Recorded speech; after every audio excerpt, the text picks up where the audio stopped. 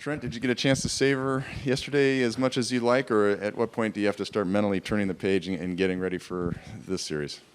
Yeah, I think we did a good job celebrating and having fun together. But yeah, today we're kind of moving on in the mindset and getting ready for tomorrow. How much does the momentum of what you guys accomplished in New York carry over into this series?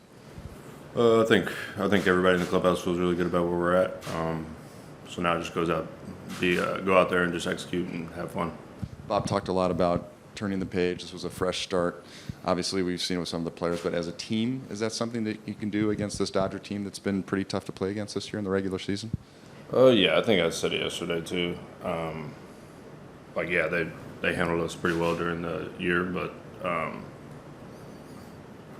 now everything's on the line. Who wins, who loses. There's a winner goes on, the loser goes home. So everything's on the line now, and like I said, we feel good where we're at. So, what's the toughest thing about playing this Dodger team, and what do you guys need to do to come out on top? Well, the toughest thing is they're a good team all around. But like I said, I think we're clicking on all levels right now, and we have a lot of belief in our clubhouse about what we can do. So, see how it matches up. Trent, I've heard a lot of guys say over the years you can't just turn it on this time of year, but it sure looks like that's what happened in New York. How do you sort of explain these last 3 games? I think we've all believed that that's the kind of team we are all year long. It necessarily hasn't come out for a long period of time throughout the year, but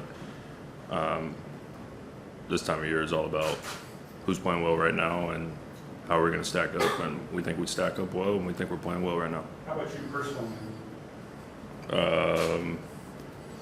I don't know. It just felt good up there, and kind of felt good going into the last week of the season, and kind of just carried it over.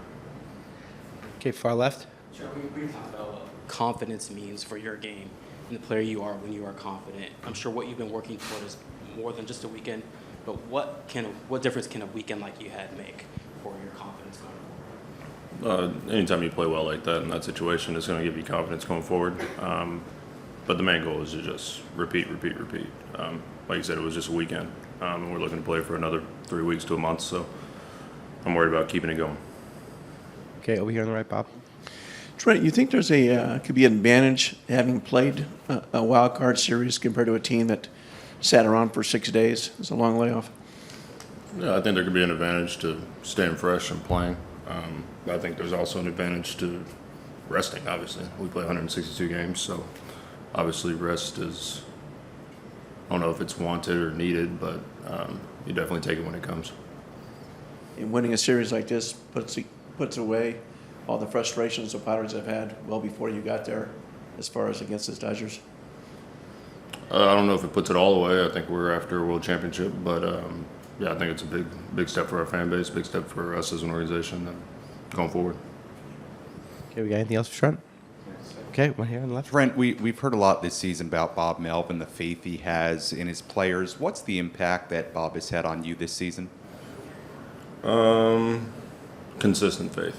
I mean, he's believed in me since day one. He told me day one.